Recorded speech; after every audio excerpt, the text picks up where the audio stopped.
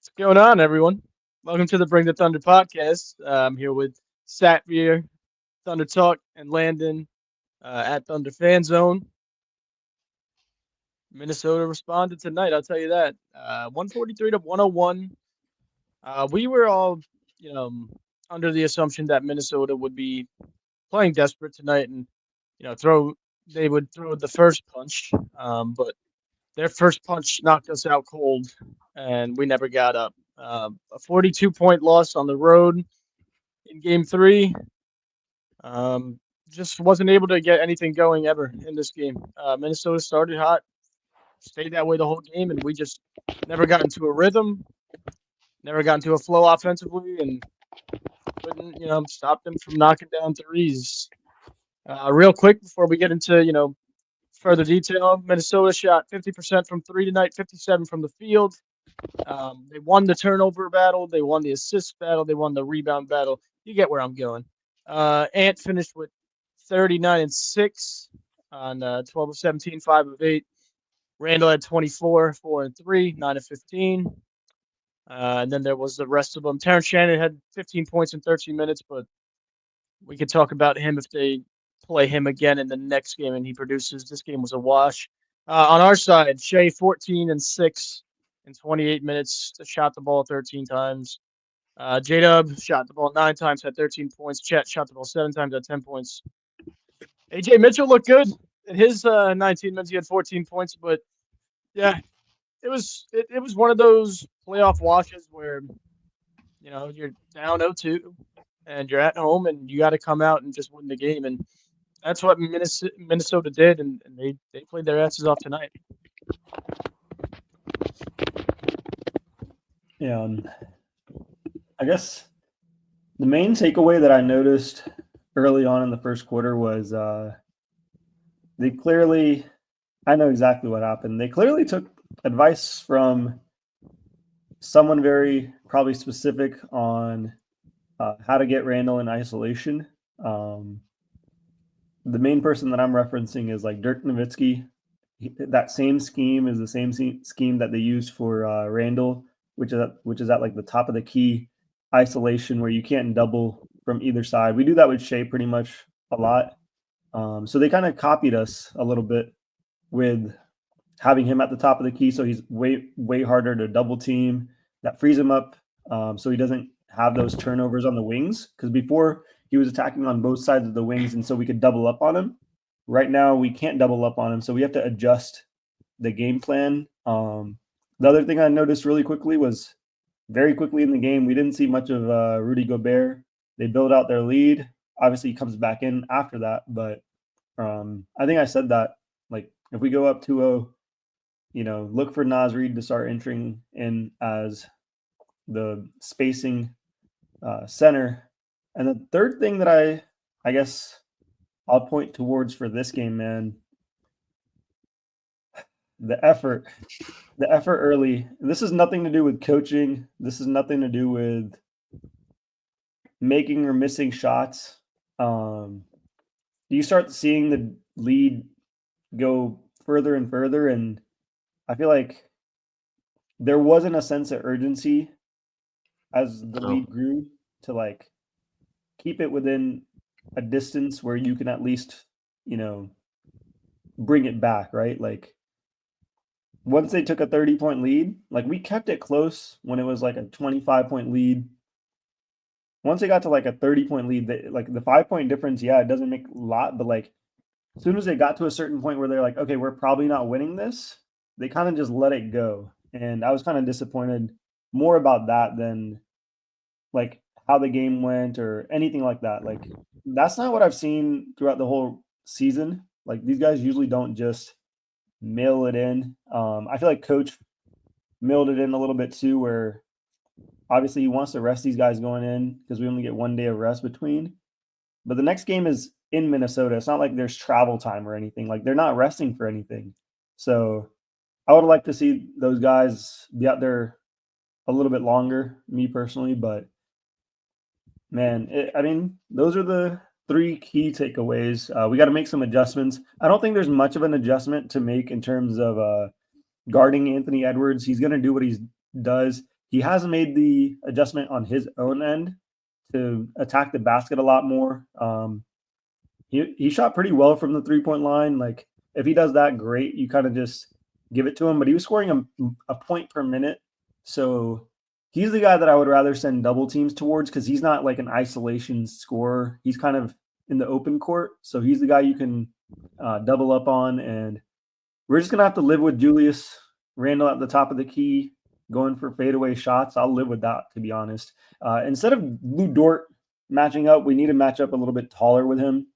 Maybe switch J-Dub as his primary defender because there's no way Lou Dort's going to keep up with him if they're going to have that adjustment. So those are the couple things that I'm looking for. But we'll see. I'm gonna let Landon kind of carry off of this, but during the game we were having conversation like we always do and going back and forth and whatnot, and we were kind of on the side where there was no sense of urgency.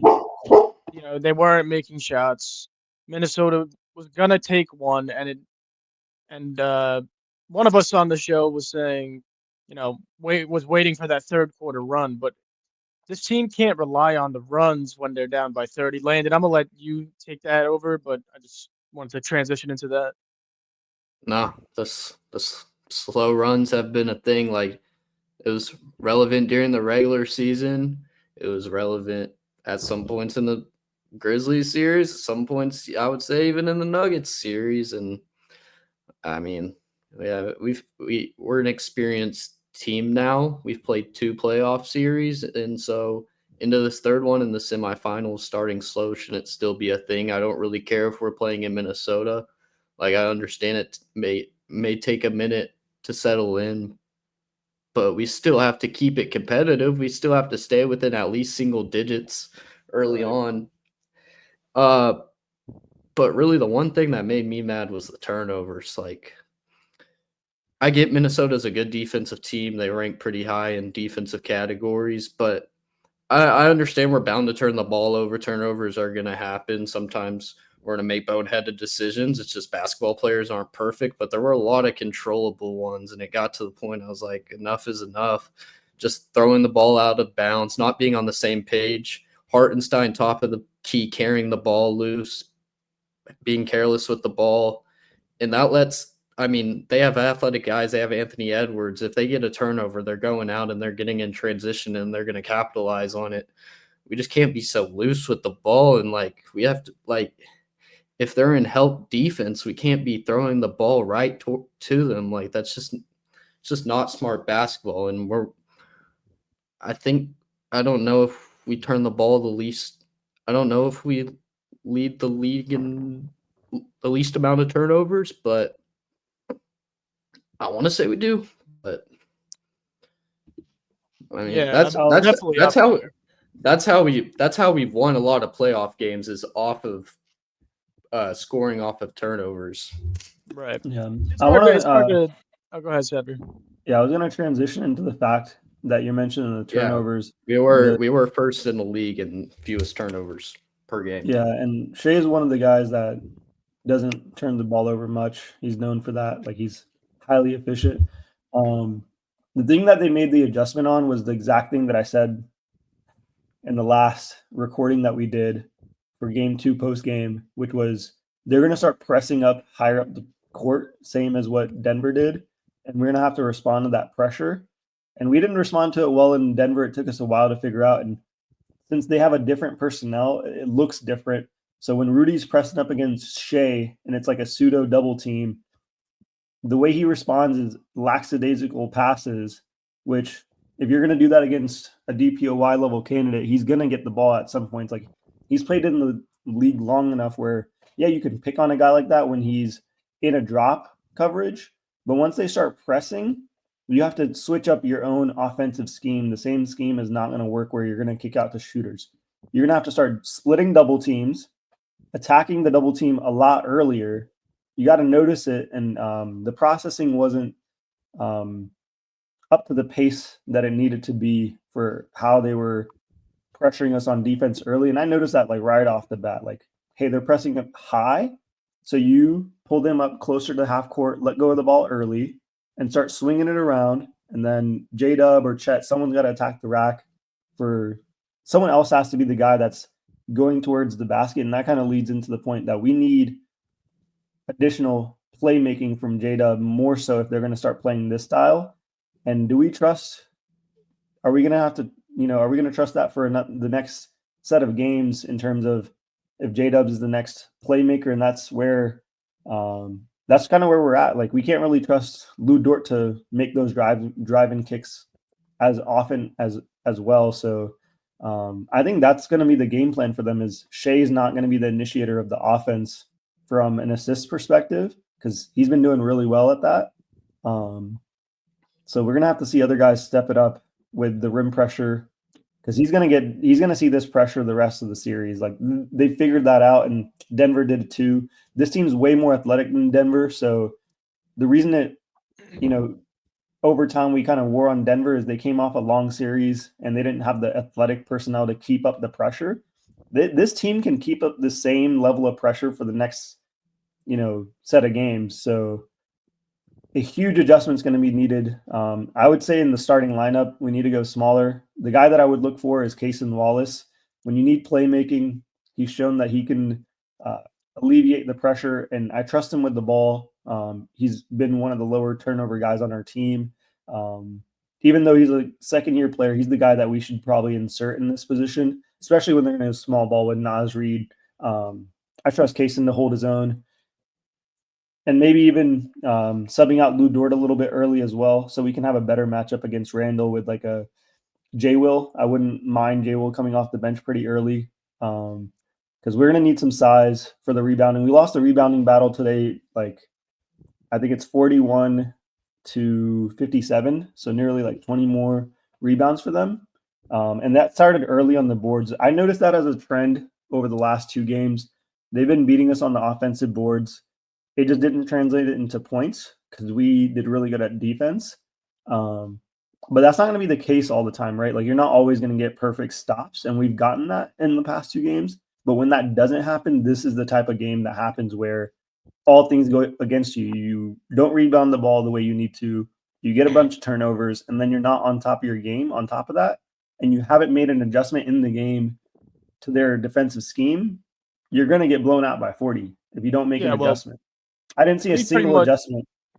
Yeah, so we pretty much kind of threw in the towel early tonight, which I'm not too happy about. But I will say I was going to, agree with you. I do believe wholeheartedly that Hartenstein will be taking a seat and Cason will be starting in Game 4. I've been calling for this, or we've been calling for this, but now I truthfully think that Mark's going to see, it is going to be Cason in the starting lineup. And all we got to do, guys, is just come out strong. It's going to be a battle. But listen, we win Game 4. The series, I'm not going to say it's over because we've had some 3-1 leads in the past. But and we bring it back home to OKC. And that's really it, right? We knew Minnesota was going to get one of these. Preferred it to be Game 4, but so be it. Game 3. Didn't expect it to be a 42-point blowout. But listen, that's the playoffs. The way these games trend, I think Mark saw it. I think Shai saw it. And I think they took their opportunity to kind of let their foot off the gas pedal. They shot a lot of threes, again, in this game. Like we said, the intensity wasn't there. So I expect a revamped OKC team in Game 4. I expect a different lineup, a few different defensive adjustments. And I think they're going to be fine. Now, if we do lose Game 4, then we'll have a completely different discussion. I just think that this team is much better than Minnesota still, and they'll be going home up 3-1. I don't disagree with you. I feel like, even they put Isaiah Joe inserted him in the starting lineup to start the third quarter, and it looked like we had a little life. It was just too little, too late. Like, that's the response we should have had in the second quarter while we had the chance to at least cut their lead a little bit. But that gives me some hope knowing that maybe we have something. Yeah, I like that adjustment. So the way the game kind of went, we scored the first 4 points. They scored a 34-10 run. It's pretty much ended the quarter 34-14 with a 20-point lead. Obviously, Anthony Edwards closed it out with like 16 in the first quarter, and then they went on to have like a pretty good onslaught, 72-41 lead at halftime, and then that run came with the 12-2 run, which we cut the lead to 22. Coach Finch calls a timeout, and then they go back on another 23-4 run.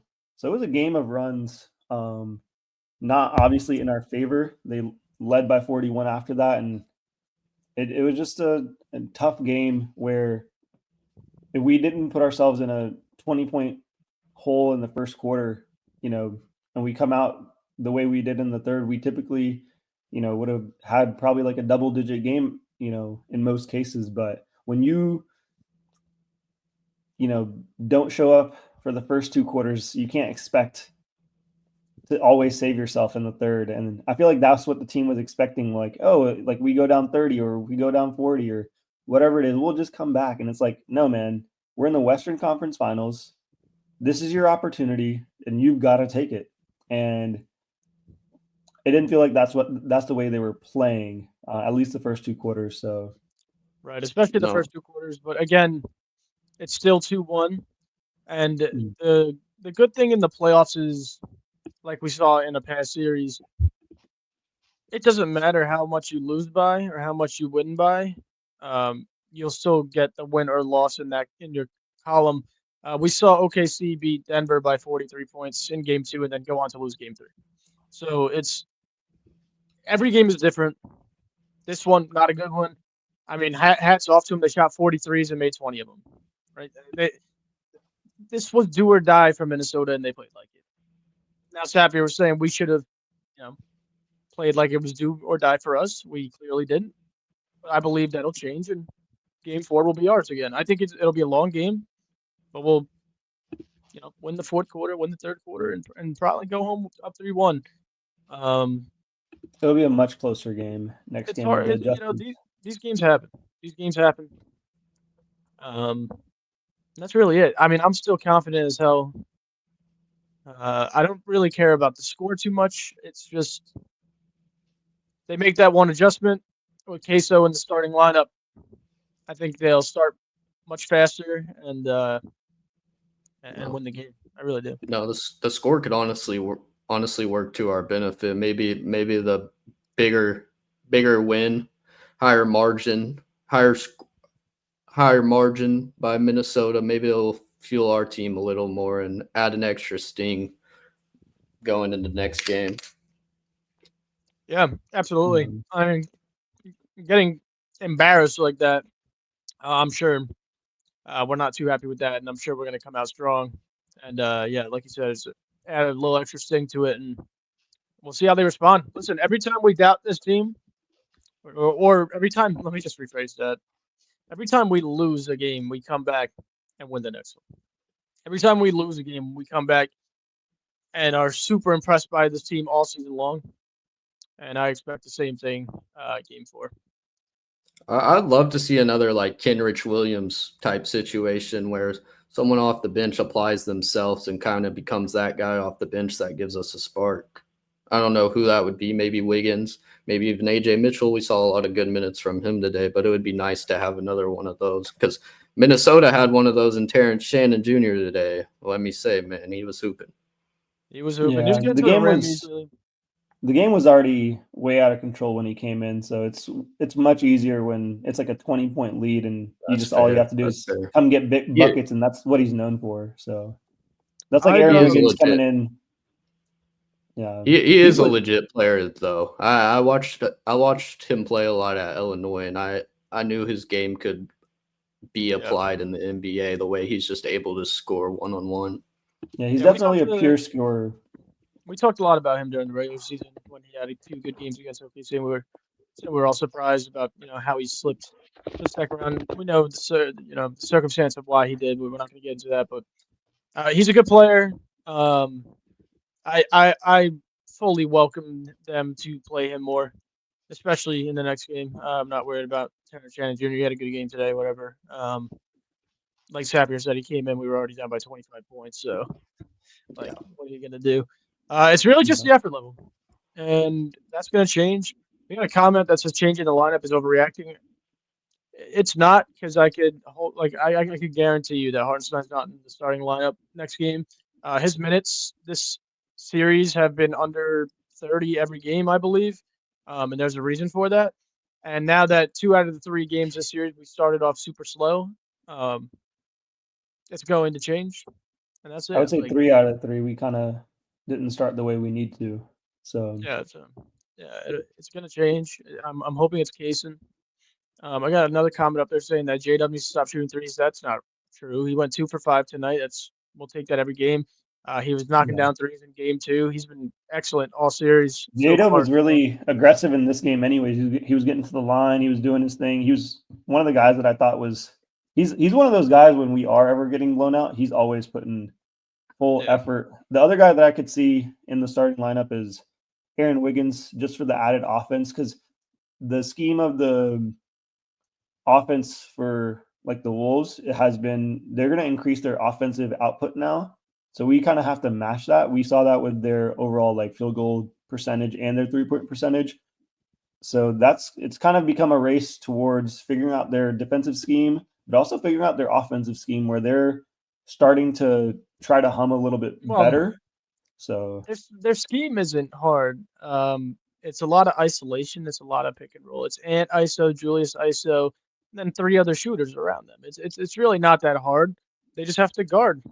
We just have to be able to guard man to man, which this team is more than capable of doing, and that's why I'm super confident.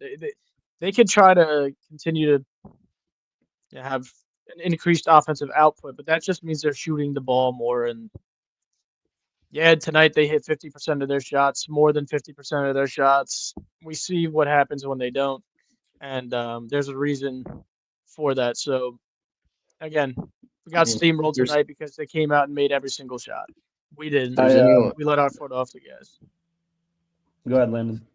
if there's anyone you want to point the finger at for 3-point shooting is Isaiah Joe tonight. He's been ranging around the 40 to 50% range the whole playoffs, and then he comes out tonight and goes 0 for 5 from 3. The reason we signed him to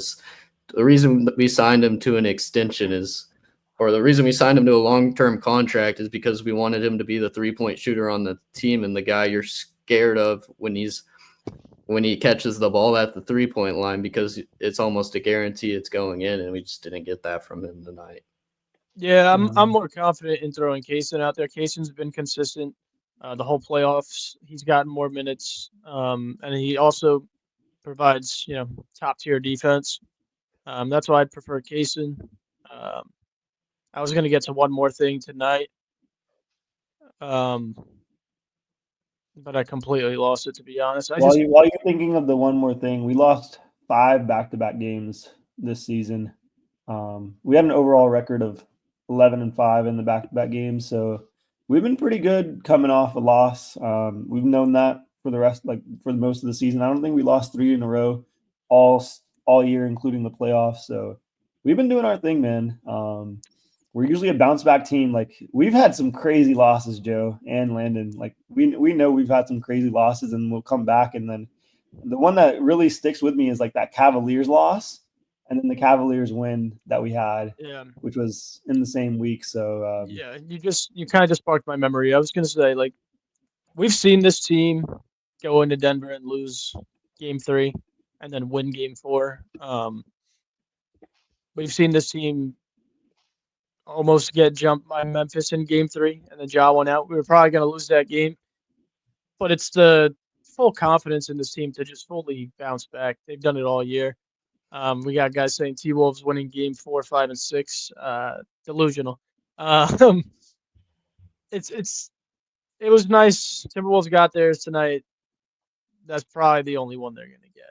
And if I'm wrong, we'll regroup and talk about it. But I fully believe it's OKC in 5 still. Yeah, their job is to protect their home court, and they did that tonight. So we're going to head back and, drop a better scheme.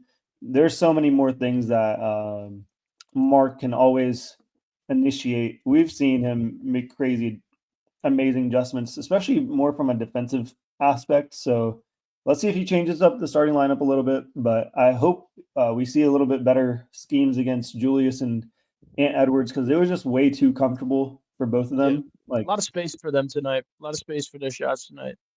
yeah, a lot of space, and just you can't let a guy like Anthony Edwards turn defense into offense and get easy buckets because when his confidence starts rolling, and that's when he starts hitting his shots. Because Yeah. if you limit him and have him turning over the ball, he starts getting in his own head and he's like, okay, I got to isolate and take over. And that's kind of the headspace that we want both of those other guys, to be in versus they're a great team when they start rolling.